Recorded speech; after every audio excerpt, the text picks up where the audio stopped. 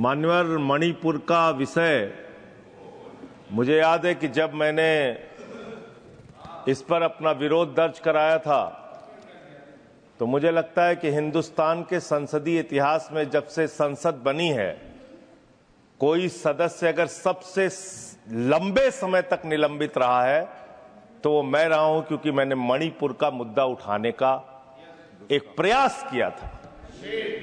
ये कोशिश की थी कि आप वहां के लोगों का दर्द सुन लीजिए। ये कोशिश की थी कि वहां के लोगों की तकलीफ को आप समझ लीजिए और उसका कुछ समाधान निकालिए। और गलती ये थी कि मैं नारा लगाते हुए उस हाउस में बेल के अंदर चला गया था और उसके बाद मुझे 11 महीने तक सस्पेंड रखा गया। एक सेशन के लिए कहा गया, लेकिन फिर सेशन के अंतिम दिन उसकी अवधि बढ़ा दी गई।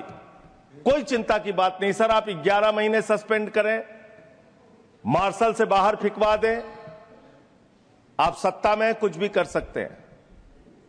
लेकिन जो जायज मुद्दे इस देश के हैं, अगर देश का कोई हिस्सा जल रहा है, अगर वहां दंगे फसाद लड़ाई और झगड़े हो रहे हैं, तो इस सदन का सदस्य होने के नाते एक नहीं 1000 बार हम लोग उस मुद्दे को उठाएंगे।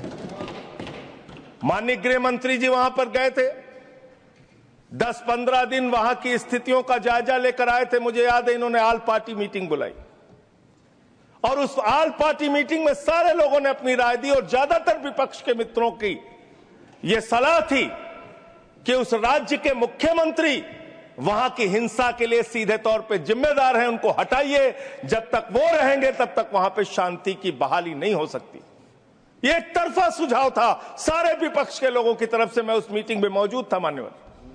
ये बार बार हमने कहा कि अगर हिंसा कराने वाले के हाथ में ही राज्य की बागडोर रहेगी तो किसी भी हालत में वहां पे शांति की बहाली नहीं हो सकती।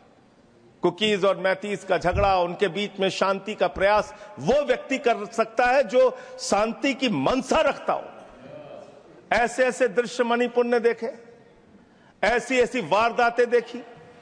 चर्च जलाए गए मान्यवर, मंदिर जलाए गए मान्यवर, हत्याएं हुई लोगों की, घर जलाए गए लोगों के।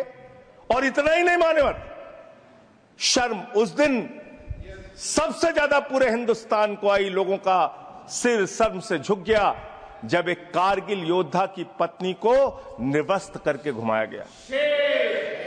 कारगिल योद्धा के पत्नी को मान्यवर। और उस कारगिल योद्धा ने बयान दिया, उसने कहा कि देश की सुरक्षा के लिए, देश की रक्षा के लिए मैंने कारगिल की लड़ाई तो लड़ी, भारत माता को तो बचाया, लेकिन अपनी पत्नी को नहीं बचा पाया। ये क्या हम सब के लिए शर्मिंदगी का विषय नहीं है? ये क्या हम सब के लिए पीड़ा का विषय नहीं है? ये क्या हम सब के लिए दुख का विषय नहीं है? हमने क्या किया उनके साथ?